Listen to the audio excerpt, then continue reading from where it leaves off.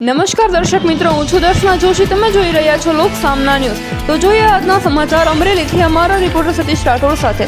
અમરેલીની civil હોસ્પિટલમાં ફરી એકવાર તેની ગંભીર બેદરકારીના કારણે વિવાદમાં આવી છે. 4 મહિના પહેલા પ્રસૂતિ માટે દાખલ થયેલી એક મહિલાના શરીરમાં હોસ્પિટલના સ્ટાફની બેદરકારીના કારણે ઇન્જેક્શનની સોય રહી ગઈ હોવાનો ચોંકાવનારો કિસ્સો સામે આવ્યો. અમરેલી જિલ્લાના ધારી તાલુકાના ફતેગઢ ગામના પૂર્વ સરપંચ ભરતભાઈ પરસોત્તમભાઈ મતેગઢ મીડિયા સમક્ષ આક્ષેપ કર્યો છે કે તેમની વાડીએ મજૂરી કામ કરતા એક બહેનને 4 મહિના પહેલા પ્રસૂતિ માટે અમરેલી સિવિલ હોસ્પિટલમાં દાખલ કરવામાં આવ્યા હતા. પ્રસૂતિ દરમિયાન અને સારવારના ભાગરૂપે બોટલ ચડાવતી વખતે બેદરકારીથી ઇન્જેક્શનની સોય મહિલાના શરીરમાં જ તૂટીને રહી ગઈ હતી.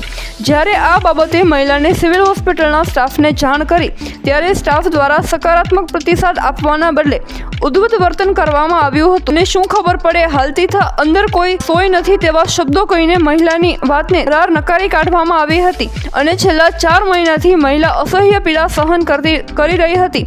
આખરે જ્યારે તેઓ ધારીની હોસ્પિટલમાં તપાસ માટે ગયા ત્યારે ત્યાંના ડોક્ટર રાઠોડે ભારે જહેમત ઉઠાવી તપાસ કરી હતી. તપાસમાં મહિલાના શરીરમાં સોય હોવાનું કન્ફર્મ થયું હતું અને સફળતાપૂર્વક આ સોયને ઓપરેશન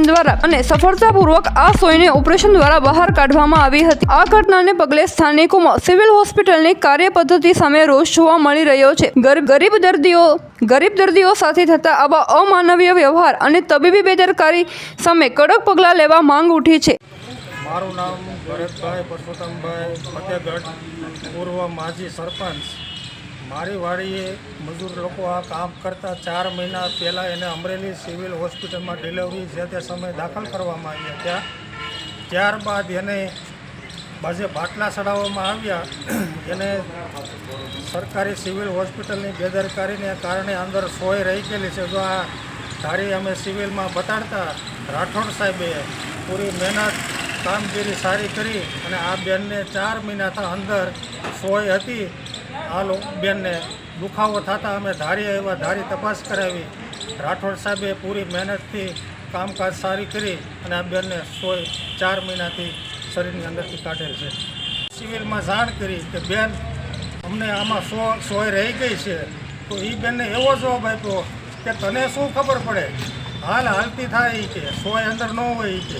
જો આ રાઠોડ સાહેબે 4 મહિનાની અંદર રહેલી સોય બહાર કાઢી.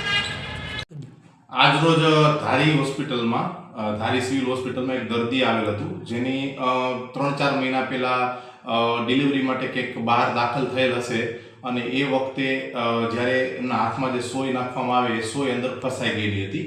પ્લાસ્ટિકની સોય હોય.